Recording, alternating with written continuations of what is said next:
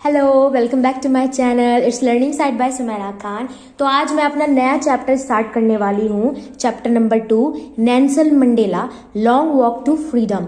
ये चैप्टर जो है ना, लोगों को बोरिंग लगता है, बहुत ज़्यादा बोरिंग लगता है, लेकिन मैं इस तरीके से आपको अपनी तरफ पूरी तरह समझाने की कोशिश करूँगी कि ये बुरा ना लगे।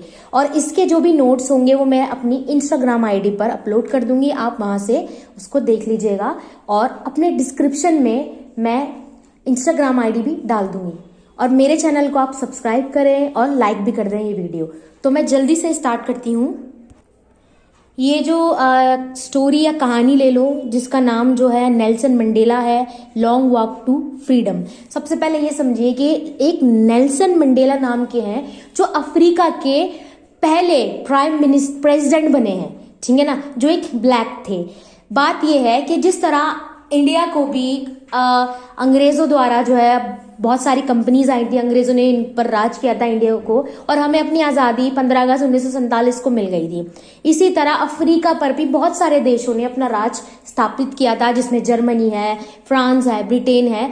तो अफ्रीका जो है वो 27 अप्रैल 1994 को उसको आज़ादी मिली थी। वो उसका इंडिपेंडेंस डे है।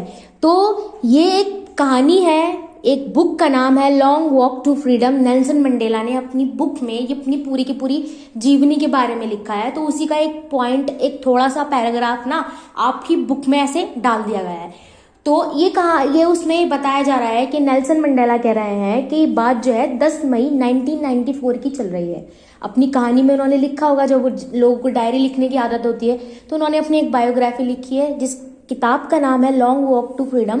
उसमें ये घटना बताई गई है जो कि 10 मई 1994 को है। आज़ादी जो है अफ्रीका में 27 अप्रैल 1994 को आज़ादी मिल गई थी। तो उसके अगले ही महीने जो है ना, वहाँ पर इलेक्शन हुए थे। तो इलेक्शन जब हुए तो उस इलेक्शन में नेल्सन मंडेला जो जीते थे और वो फर्स्ट प्रेसिडेंट बन गए थे।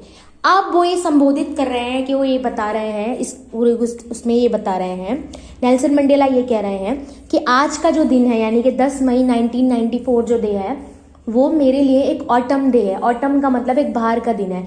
वो इसने बोला गया है कि 300 साल तक अफ्रीका पर राज किया गया था। अफ्रीका पर राज किया गया था काले गोरों का, रेशियल डिस्क्रिमिनेशन बहुत होता था, कास्ट का, जिनकी ब्लैक स्किन होती थी उनको बहुत हीनता की नजर से देखा जाता था। तो वही ये बता रहे हैं कि साउथ अफ्रीका पूरी जिंदगी 300 साल तक यहाँ पर अंग्रेज रहे थे, ठीक है। तो पूरी जिंदगी वो अफ्रीकन लोग से बहुत बुरा करते थे, उन रेशियल डिस्क्रिमिनेशन करते थे। इसमें एक वर्ड बोला गया है अपार्थीड। अपार्थीड का मतलब होता है काले गोरों के बीच जो होता है, जैसे इंडिया में भी हुआ था, इस टाइप चल रहा था। मैं बहुत ज्यादा खुश हूँ इस दिन के लिए, क्योंकि आज हमें आज़ादी मिल गई है। अब हम एक ऐसा देश बनाएंगे। ये वो ओथ ले रहे हैं, ओथ मतलब शपथ ले रहे हैं, क्योंकि फर्स्ट प्रेसिडेंट बन गए। तो वो याद कर रहे हैं कि आज जो है ना, हमें आज़ादी मिल गई है, और हम जो है आज के बाद पूरे के पूरे अफ्रीका में या साउथ अफ्रीका में हम क्या करेंगे, हम जो है रेशियल डिस्क्रिमिनेशन नहीं करेंगे, काला गोरा नहीं करेंगे, क्योंकि भगवान ने सबको एक साथ एक जैसा बनाया है। ये काला गोरा का फर्क हम करते हैं। और हमारे लोगों ने, जो हमारे लोग हैं, बहुत सारे हजारों लोगों ने जो है इसी रेशियल डिस्क्रिमिनेशन की वजह से उनका एक्सप्लॉयटेशन हुआ, उनका शोषण हुआ। तो वो ये सबको बता रहे हैं, और वो ये कह रहे हैं कि आज जो हमें आज़ादी का दिन जो है हमारा, और हम जो है यहाँ पर, मैं प्रेसिडेंट के लिए मैंने ओथ ले रहा हूँ खड़े होकर। तो इस टाइम बहुत से दूसरे देश के प्रेसिडेंट, बड़े बड़े लोग हमें देखने आए हैं, और नेशनल एंथम गाया जा रहा है। वो यहाँ पर 2 नेशनल एंथम की बात कर रहे हैं। पहला नेशनल एंथम वो है जो साउथ अफ्रीका के ही गोरे लोग, जो गोरे लोग वहां के बस गए, उनके जरिए गाया जा रहा है। उसका नाम है कोसी सिकलेल। ये एक राष्ट्रगान है जो व्हाइट के जरिए गाया जा रहा है। और दूसरा राष्ट्रगान जो ब्लैक के जरिए गाया जा रहा है वो होता है डाई स्टेम। वो ये कह रहे हैं कि बात कर रहे हैं कि जब मैं बड़ा हुआ था, अपनी माँ के साथ जो है खेतों में जाया करता था, तो मैं बिल्कुल आज़ाद था। लेकिन धीरे धीरे जब मैं बड़ा हुआ तो मुझे पता लगा कि हमारा जो समाज है ना, वो रेशियल डिस्क्रिमिनेशन, यानी कि काला और गोरे के बीच जो है जकड़ा हुआ है। बड़े जो जितने भी साम्राज्यवाद इम्पीरियलिज्म करते थे, यानी कि अंग्रेज जो लोग थे, उन्होंने धारणा बना रखी थी कि जो काला होगा उसको इस जगह पर नहीं जाने दिया जाएगा। कई जगह लिखा होता था dogs and Africans are not allowed, तो ये सब लिखा हुआ था। तो मुझे जब पता लगा कि ये तो एक तरह की आज़ादी नहीं है, तो मुझे महसूस हुआ कि मैं आज़ाद नहीं हूँ। फिर उसके बाद वो कहने लगे कि मैं जब आगे गया तो इसलिए मैंने जो है ना एक अफ्रीकन नेशनल कांग्रेस नाम की पार्टी में आ गया। लेकिन मैं वहां पर ये सोच रहा हूँ कि मैं यहाँ आ तो गया हूँ, लेकिन अभी भी हमारा देश, हमारे लोग जो है वो आज़ाद नहीं है। अभी भी यहाँ पर बहुत ज़्यादा काला गोरा होता है। तो उसके खिलाफ मैंने आवाज़ उठाई है, और अब जो है हम अपनी ज़िंदगी के अंदर इस चीज़ को अब नहीं लाएंगे, काला गोरा। और नेल्सन मंडेला अपनी इसी में ये बता रहे हैं कि पहले वो जो लोग पुलिस में हुआ करते थे, वो मेरे काले की वजह से मुझे क्या करते थे, बुरा भला कहते थे, कभी मुझे जेल में डाल देते थे। लेकिन आज वो मुझे सलाम कर रहे हैं, क्योंकि अब मैं प्रेसिडेंट बन गया हूं, और मैं इस अफ्रीका में अब रेशियल डिस्क्रिमिनेशन नहीं होने दूंगा। लोगों की चमड़ी के हिसाब से, काले गोरे रंग के हिसाब से जो हमारे पूर्वजों ने, सैकड़ों लोगों ने ये बुरी बातें सही हैं, अब आगे का जो अफ्रीका होगा वो डेमोक्रेसी वाला होगा, और यहाँ पर रेशियल डिस्क्रिमिनेशन नहीं होगा। तो ये सब बात नेल्सन मंडेला जो है ना, वो अपनी बायोग्राफी में लिख रहे हैं, और उस दिन का जिक्र कर रहे हैं जब वो प्रेसिडेंट के लिए उन्होंने शपथ ली थी। वो दिन था 10 मई 1994। अफ्रीका जो कॉन्टिनेंट है वो सबसे पहले एक टाइम आया था, जो 1498 में एक टाइम आया था, जब बहुत सारे लोग जो थे वो दूसरे देशों को ढूंढने के लिए चले गए थे। जैसे कोलंबस ने जो है अमेरिका को ढूंढा था, वास्को डी गामा जो है उसने इंडिया को ढूंढा था, इसलिए अफ्रीका सबसे लास्ट में पता किया गया था अफ्रीका के बारे में। तो अफ्रीका पर बहुत सारे लोगों ने कॉलोनिज्म करा था, जैसे कि इंडिया पर कॉलोनिज्म जो है वो ब्रिटेन ने किया था। तो अफ्रीका का पूरा हिस्सा है ना, वो कहीं कहीं कभी किसी जगह पर जर्मनी ने कब्जा कर रखा था, किसी जगह पर ब्रिटेन ने कर रखा था। तो वो सारे लोग गोरे थे, तो वो इन अफ्रीकन्स को बहुत बुरा भला कहते थे, उनकी शक्ल से, उनके कलर से उन्हें बुरा कहते थे, और ये धारणा उनके दिमाग में रच बस गई थी। तो नेल्सन मंडेला जब छोटे से बड़े हुए तो उन्होंने यही देखा था, ब्लैक वाइट, जिसका एक वर्ड यूज किया गया है, खास वर्ड अपार्थाइड, यानी कि पृथक्करण। ये वर्ड उन्होंने बहुत यूज किया था कि अफ्रीका में एक टाउन बना दिया गया था कि जहां पर सिर्फ और सिर्फ ब्लैक रहेंगे, और जहां पर सिर्फ वाइट रहेंगे। वाइट टाउन में ब्लैक को जाने की इजाजत नहीं थी। तो ये सब उन्होंने साइन किया था।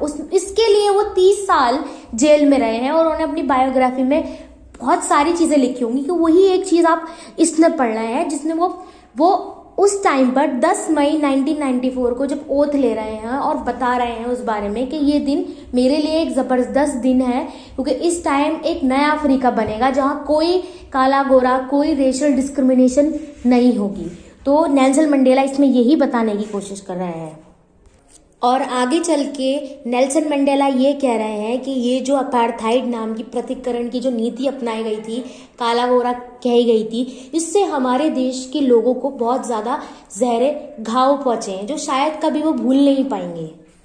और साथ साथ वो कुछ अपने उस टाइम के कुछ ऐसे महादर्शनिक बहुत अच्छे लोगों को, ठीक है ना, उनके बारे में बता रहा है, जिसमें Oliver Tambo, Walter Sisulu, Chief Luthuli, Yusuf Dadoo, Bram Fischer, Robert Sobukwe, ये सब वो बता रहे हैं कि ये जो थे वो ये एक ऐसे लोग थे जो जबरदस्त थे, जिनका चरित्र और उनकी सोच इतनी अच्छी थी। इन लोगों ने जरूर इन काले गोरे से संबंधित बातों को जो है ना उसकी निंदा की थी, मना किया था, ये नहीं करनी चाहिए।